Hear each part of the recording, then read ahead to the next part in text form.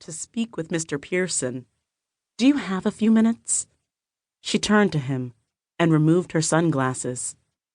His breath caught in his throat, a brilliant pale green flecked with streaks of golden yellow.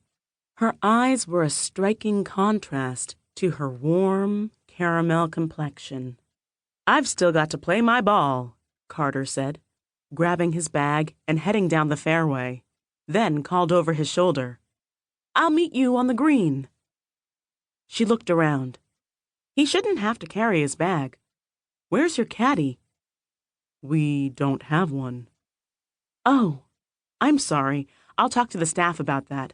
They should have provided one for you." "No, I meant we don't need one. Why would I have someone carry my bag when I'm perfectly able to carry it myself?" "Because it's their job, and caddies do more than carry bags. They offer tips and strategies on playing the course."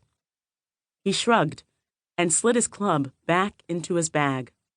"I figured it out."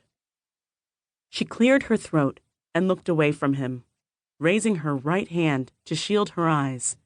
He glanced at her left hand, wrapped around the strap of her bag.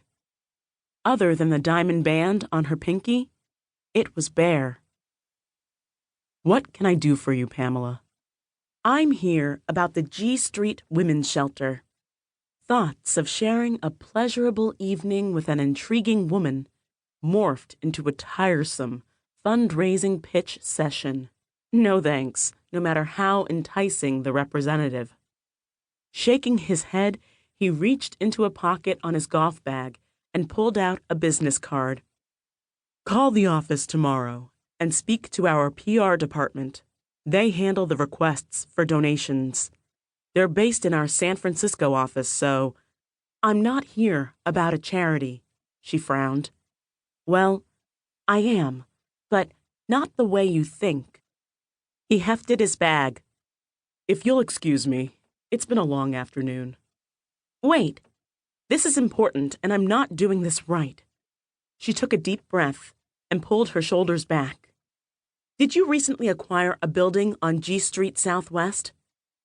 He let the bag drop.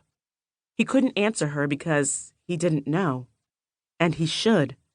Success had come to him at a young age because he believed the buck stopped with him. Always. He'd made it his business to know every piece of property his company acquired and every project his people developed. Since his move back to the district, however, he'd been focused on the Holcomb, apparently to the detriment of everything else. "Why?" "Because the building you purchased has been home to the G Street Women's Shelter for the past 8 years. Would you consider selling it? I'll pay you full listing price." "It's not for sale." His team was the best in the business. If they sanctioned the deal, there must be something profitable about the building or the area. And Pearson Enterprises was in the business of making a profit. He would support their decision. "You're not renewing their lease. When it expires, they will have no place to go." The wind picked up slightly, her skirt blowing in the breeze. "I'm truly sorry about their displacement. That's why we give tenants 60 days' notice, so they can find new accommodations."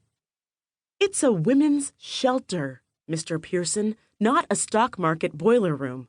We can't just move to another building, especially in D.C. Zoning for our type of home has become more restrictive." She ticked off each point on the fingers of her left hand. "We have to find a building we can afford in a properly zoned neighborhood where the residents won't object to a battered women's shelter nearby. That limits the availability to, the building we are currently occupying." She didn't try to conceal her irritation. It rolled off her and coated him, heavy and thick, like a fog blanketing the coastline. Her eyes had gone wide and color tinted her cheeks. "There's nothing I can do." He turned and started down the cart path. She ran up alongside him,